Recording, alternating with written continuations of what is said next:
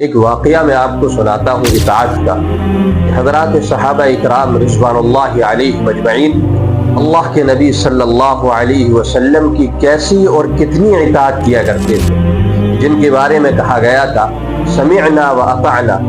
صحابہ سنتے تھے اور اطاعت کرتے تھے، اور ہمارا معاملہ کیا ہے؟ سمعنا و عصینا، ہم سنتے ہیں اور نافرمانی کرتے ہیں۔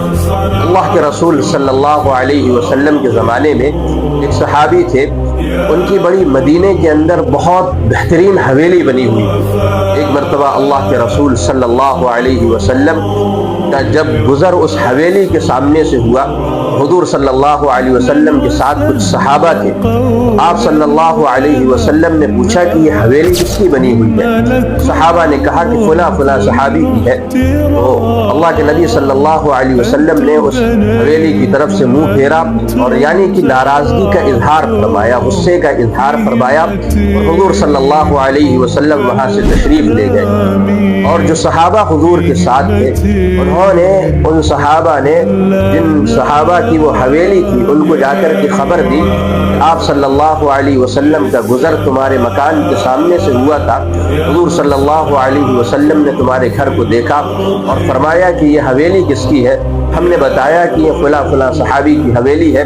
تو حضور صلی اللہ علیہ وسلم نے اس مکان کے پاس سے اس مکان کی طرف سے اپنی نگاہوں کو پھیر دیا، اور حضور صلی اللہ علیہ وسلم ناراضگی کا اظہار کرتے ہوئے وہاں سے رخصت ہو گئے۔ تو یہ بات ان صحابی کو اتنی گرا گزری کہ کہیں ایسا نہ ہو کہ اللہ کے رسول صلی اللہ علیہ وسلم ہمیشہ کے لیے مجھ سے ناراض ہو جائے۔ فوراً اپنے گھر پہنچے اور پورے گھر کو یعنی کہ پوری حویلی کو انہوں نے گرا کر کے زمین بوس کر دیا۔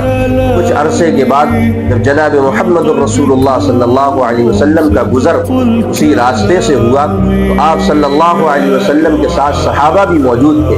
تو آپ صلی اللہ علیہ وسلم نے حضرات صحابہ سے پوچھا کہ فلاں مرتبہ جب ہم گزرے تھے پچھلی مرتبہ، یہاں ایک مکان بڑا عالیشان مکان بنا ہوا تھا، وہ مکان نظر نہیں آ رہا، کہاں گیا؟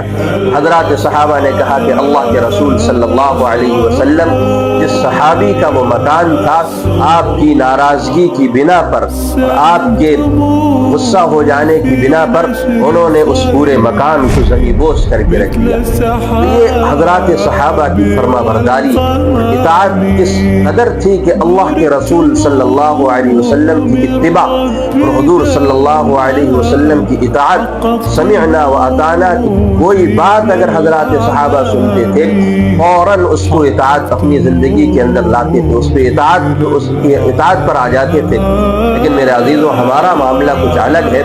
ہم اللہ کے نبی صلی اللہ علیہ وسلم کی باتوں کو ایک کان سے سنتے ہیں اور دوسرے کان سے اس بات کو رخصت کر دیتے ہیں، اور ہم سمجھتے یہی ہے کہ اللہ نے ہمیں جو کان دیے ہیں دو، ایک کو سننے کے لیے اور دوسرے کو نکالنے کے لیے، یہ دو کان اس لیے نہیں دیے گئے کہ بات سے ایک کان سے بات کو سنا جائے اور دوسرے کان سے بات کو نکال دیا جائے، بلکہ یہ دو کان اللہ تعالیٰ نے اس لیے دیے ہیں تاکہ دونوں کانوں سے بات کو سنا جائے اور دل کے اندر اس بات کو اتارا جائے۔